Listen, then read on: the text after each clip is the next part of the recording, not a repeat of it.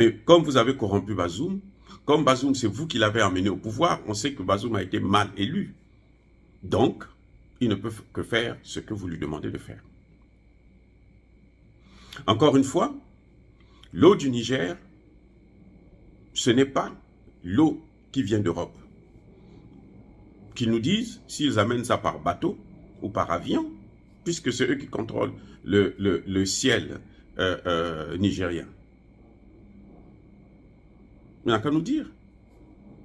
Pourquoi la France, lorsqu'on chasse, on expulse ces militaires, ces mercenaires, j'allais dire, au Mali, pourquoi on ne les ramène pas en France? On trouve un autre endroit pour les caser en Afrique. Pourquoi?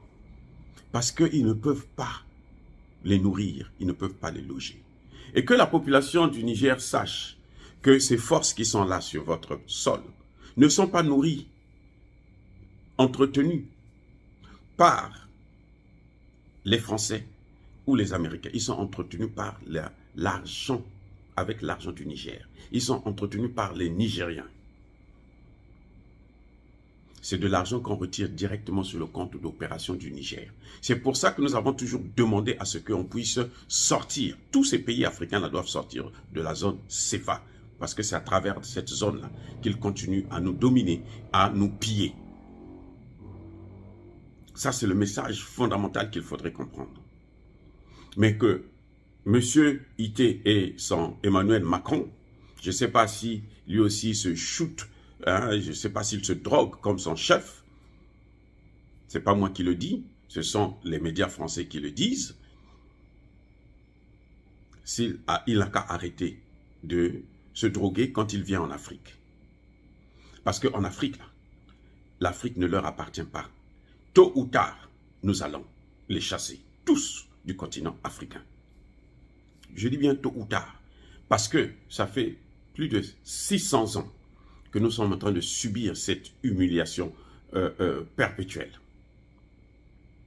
Et on ne peut pas continuer comme ça. Notre jeunesse ne va pas continuer, ne va pas subir la même humiliation que nous avons subie.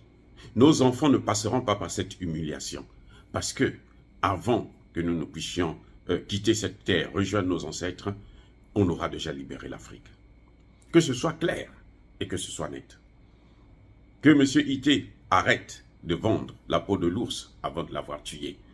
Rien, aucun empire n'est éternel sur cette terre. Tout empire finit par disparaître, y compris l'empire français. Et Dieu aime des défis. Le Dieu des Kémites, il aime des défis. Personne ne croyait que la France allait quitter le Mali. Personne. Sans faire du bruit. Personne ne croyait que la France allait quitter le Centrafrique sans faire du bruit. Personne ne croyait que la France allait quitter le Burkina Faso sans faire du bruit. Donc le Niger, étant un pays africain, le Niger étant l'Afrique, étant une partie de l'Afrique, alors ils quitteront aussi l'Afrique le moment venu. Dire cela, c'est inciter à la haine ou à la violence? Non. Encore une fois, Yaba Kolervé.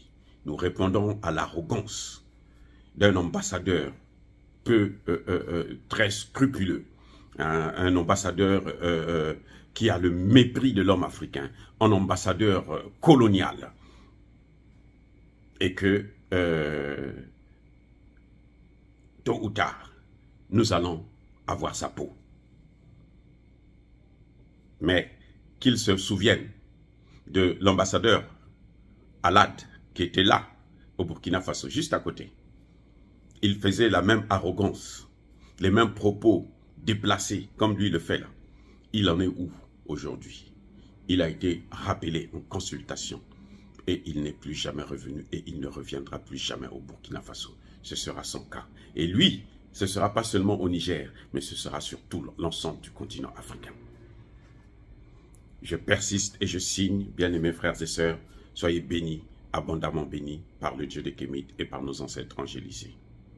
Et que tous ceux qui persécutent l'Afrique, tous ceux qui le déstabilisent et le pillent, tous ceux qui nous humilient, se moquent de nous, parce qu'ils occupent nos territoires, qu'ils soient punis, qu'ils soient maudits, qu'ils soient écrasé, qu'il soit foudroyé, qu'il soit neutralisé par le Dieu des Kémites et par nos ancêtres angélisés, quelle que soit la couleur de leur peau, qu'ils soient noirs ou qu'ils soient blancs. Vive l'Afrique éternelle, j'ai dit et j'assume.